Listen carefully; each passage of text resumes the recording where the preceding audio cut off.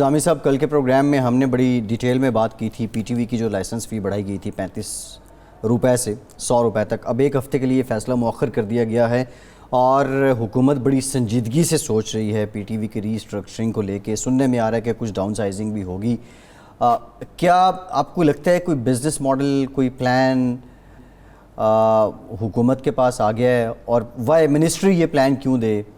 اس پہ جو P T V کی اس وقت مینجمنٹ بیٹھی ہے، کیا ان کا مجوزہ پلان ہے، اس کے اکارڈنگ چل رہے ہیں؟ آپ کو کیا لگتا ہے؟ دیکھیں، پی ٹی وی جو ہے بدقسمتی سے ایک سرکاری ادارہ بن چکا ہوا ہے جی، اور سچی بات ہے کہ مسابقت کے دور میں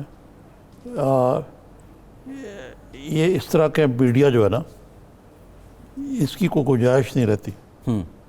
اب ایک قسم کا یہ سرکاری چینل ہے نا.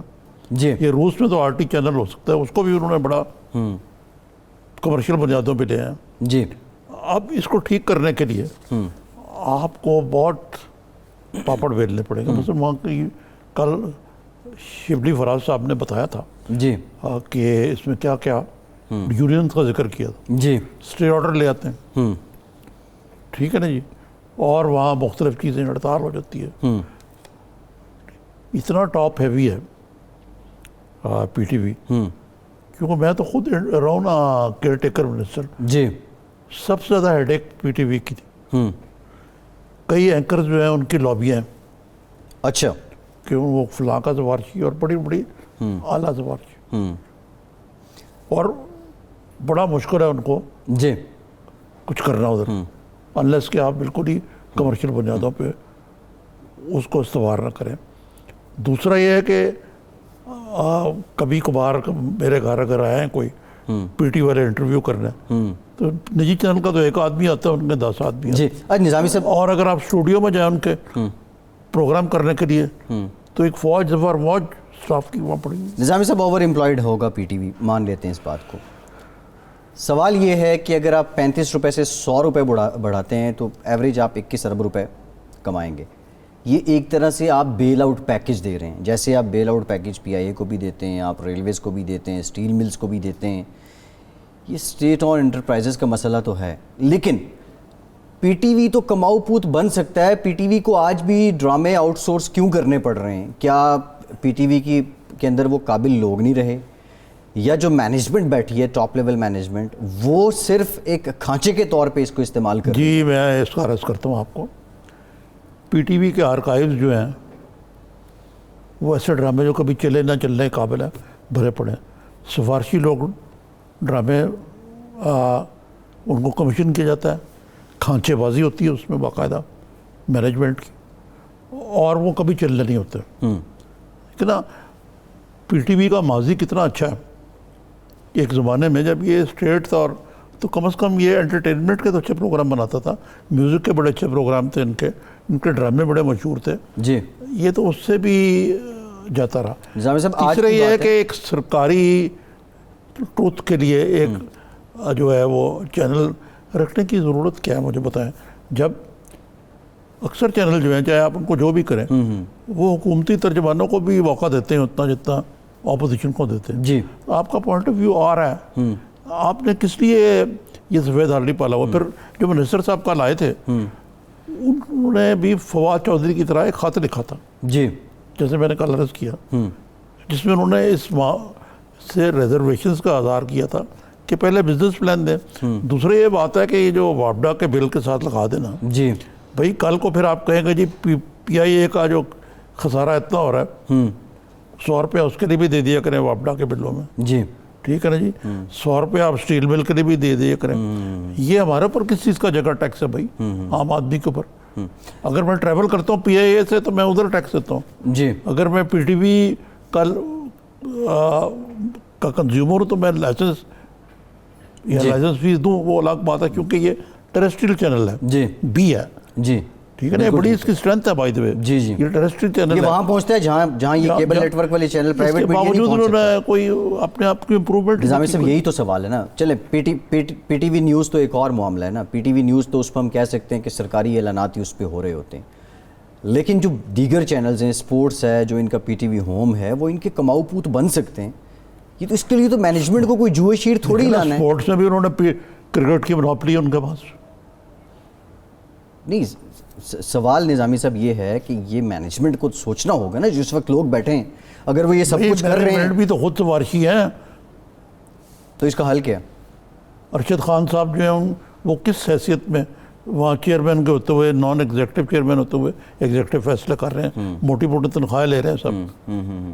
بہرحال نظامی صاحب اس معاملے کو حل ضرور ہونا چاہیے. جی یقیناً. پی ٹی وی کے کلاسک. یہ بتائیے, یہ اے پی سی ہو رہا ہے بڑا, کہ اے پی سی تو ہو ہی رہا تھا, یہ جوائنٹ سیشن ہو رہا ہے, جوائنٹ سیشن جو پارلیمنٹ کا, اس میں اب یہ قانونی طور پہ وہ چیزیں جو کہ سینٹ میں ڈیفیٹ ہوئی ہیں وہ بل لے کے آئیں گے یہ یہاں پہ. جی سننے میں یہی آ رہا ہے نظامی صاحب, اور عید سے پہلے یہ جوائنٹ سیشن ہونے جا رہا ہے, اور وہ بل بھی آئیں گے, کوئی 7 کے قریب ذرائع بتا رہے ہیں کہ وہ بل ہیں جن کی یہاں سے منظوری لی جائے گی. خاص طور پہ ایف اے ٹی ایف والا بہت اور جو ایف اے ٹی ایف والا ہے گرے لسٹ میں جی نکلنا ہے ہم نے. اب وہ دوبارہ سے ہماری ہے وہاں حاضری تو ہونی ہے اکتوبر میں, تو یہ لیکن نظامی صاحب یہ ایف اے ٹی ایف سے متعلق جو قانون ہیں اس پہ تو نہ صرف ایف اے ٹی ایف بلکہ آئی ایم ایف اور باقی جو باڈیز ہیں وہ بھی اپنے ریزرویشن کا اظہار کرتی ہیں.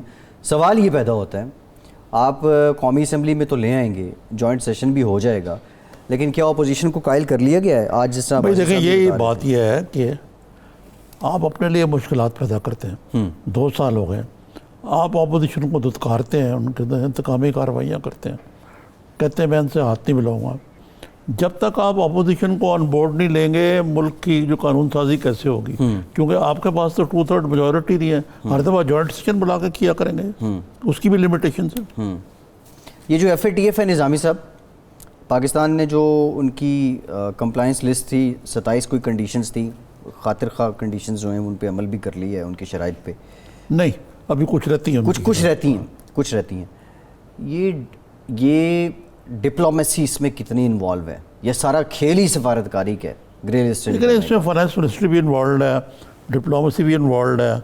اس میں ہماری جو اصل میں جو ماضی میں ضیاء الحق کے دور کے بعد سے جو ٹیررزم کے حوالے سے جو یہاں ایک بالکل ہر آدمی نے یہاں اکاؤنٹ رکھا تھا, پیسے باہر سے آتے تھے جاتے تھے بڑی کھلم کھلا, اس کی وجہ سے جو حقوق و شبہات ہیں ان کو دور کرنا بھی ایک مسئلہ ہے. پھر دوسری طرف ہمارا جو دشمن ہے بھارت, وہ اس بارے میں پوری کوشش کر رہا ہے کہ ہم نہ صرف گرے لسٹ میں رہیں بلکہ بلیک لسٹ میں چلے جائیں, جو کہ ہمارے لیے بڑا زہر قاتل ثابت ہوگا.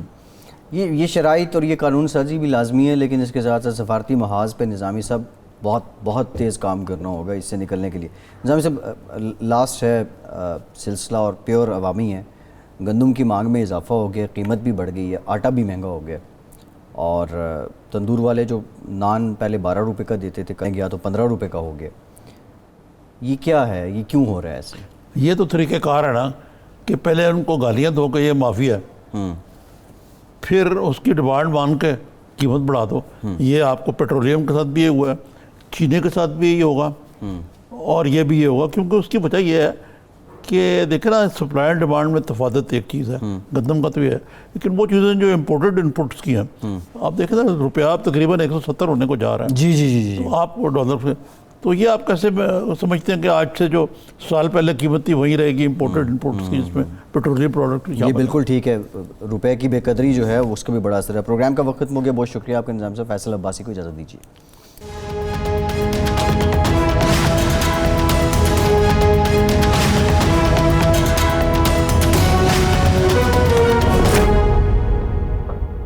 آٹا بھی مہنگا ہو گیا, اور تندور والے جو نان پہلے 12 روپے کا دیتے تھے کہیں گیا تو 15 روپے کا ہو گیا.